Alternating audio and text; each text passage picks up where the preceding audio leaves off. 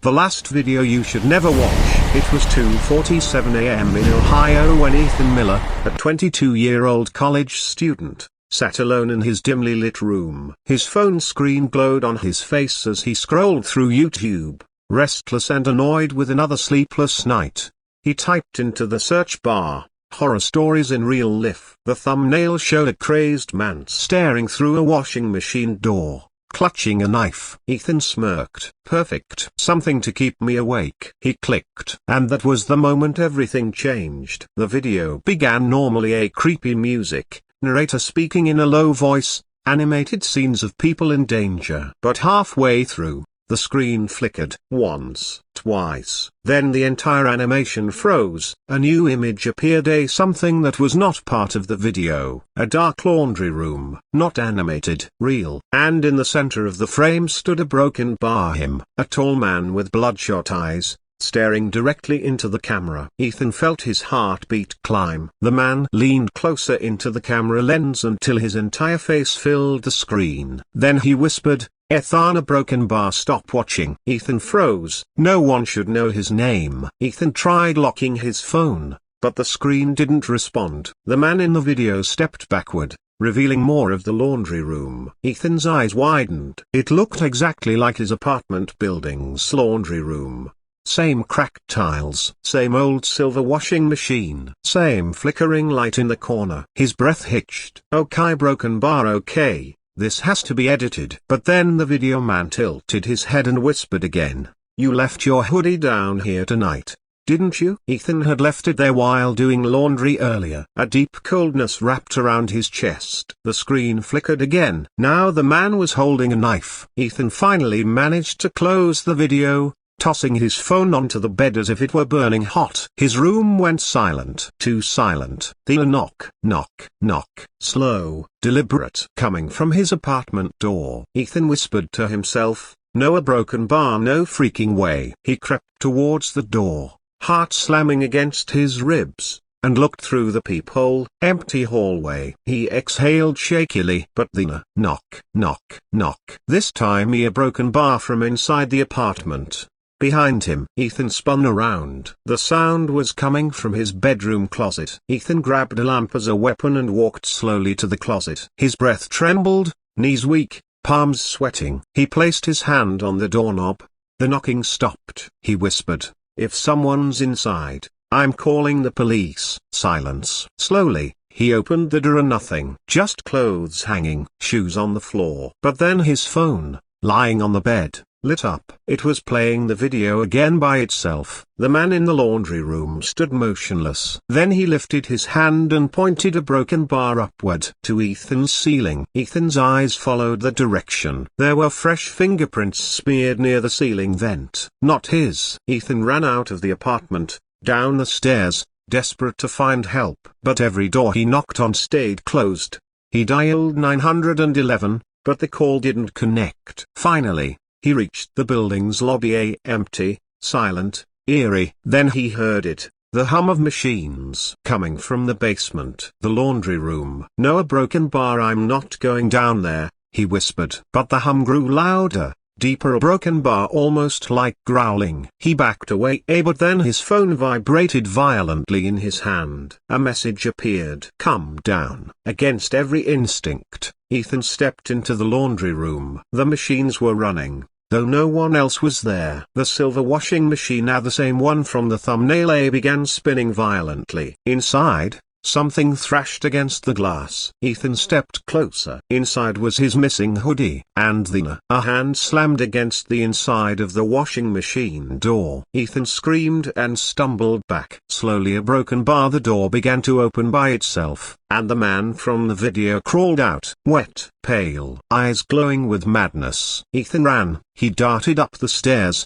across the hallway, into his apartment, slammed the door shut. His phone buzzed again. His blood froze. He tapped it with shaking hands. The video thumbnail showed him screaming in the laundry room. The pale man behind him. The play button blinked. He dropped the phone and backed away, whispering, "No, a broken bar, no, a broken bar, no, a broken bar." From behind him, a voice whispered. The next morning, Police received multiple noise complaints from Ethan's building. They found the apartment empty. No signs of struggle. No Ethan. But on his phone, the YouTube app was still open. And at the top of the screen was a new upload. The thumbnail: Ethan's dark apartment, a washing machine door, and a pale face staring out a broken bar smiling. If you want, I can create. Detective Maria Hill, a 41-year-old investigator from Columbus PD, sat in her car staring at Ethan's missing person report. Another near broken bar, she muttered. For the past 3 months, 5 young adults had disappeared in the same unnatural way. Phones left behind. No break-in, no blood. Only one clue, and now Ethan. When Maria tapped his last video, her phone froze. The screen turned black. Then, Maria exhaled slowly. Okay, broken bar show. The video opened with Ethan running into the laundry room. Maria felt her stomach twist. The footage was real, shaky, filmed by someone hiding behind a machine. Ethan screamed at something off frame. "Stay away from me." Then the pale man's hand appeared at the corner of the screen. He stepped into view while broken bar. But Maria noticed something horrifying. His eyes weren't glowing. They were reflecting something. A phone screen. Someone was filming a broken bar right behind him. Ethan's camera dropped. The man crawled toward the lens like a rabid creature, whispering something Maria could barely understand. She replayed it twice. Then she heard it clearly. "He's watching you too." Maria froze. She glanced at her car's rear view mirror, a broken bar empty. But her heart thudded painfully. Why did she suddenly feel watched? The video ended, but Maria's phone didn't return to normal. Instead, the YouTube player shrunk into a small box in the corner of her screen. "Turn around." Maria gripped her gun. She didn't turn. "Not falling for this," she whispered. But then another message appeared. "You're already in the video." Her breath caught. In the tiny preview window, she saw something terrifying. It was showing her own reflection in the car mirror, but behind her reflection a broken bar, a second face, smiling, breathing. Too close. Maria spun around. No one there. Her pulse hammered so violently she could taste blood in her mouth. She closed her phone,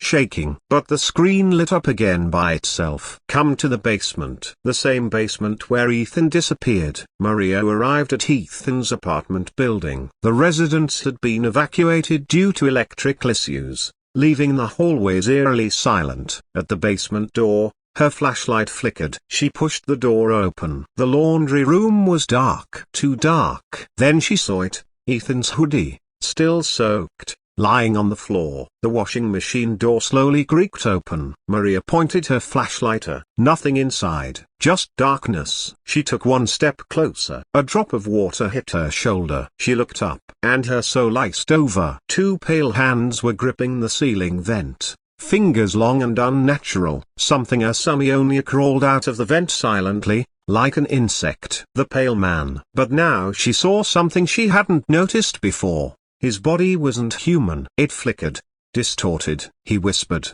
Maria fired. The bullets passed through him like smoke. The pale man lunged. She dropped her phone in panic. It slid across the floor, stopping at the washing machine. Its screen lit up. A red blinking icon appeared. Recay. Maria's screams echoed through the basement. The pale man dragged her into the darkness, her flashlight rolling on the tiles. The silence. A minute later, a broken bar. Her phone unlocked. The camera app opened. The lens pointed into the shadows, and the pale man lifted Maria's limp hand, waving it at the camera like a puppet. Then he whispered, "Smile for the viewers." The next morning. So realistic. "This looks like real footage." Who's the actress? She's good. Anyone who watched received a notification. New video coming soon. You're in IT. And across the world, millions of phone screens began flickering. Someone or something had started recording from behind the viewers. The curse wasn't just spreading. It was uploading itself,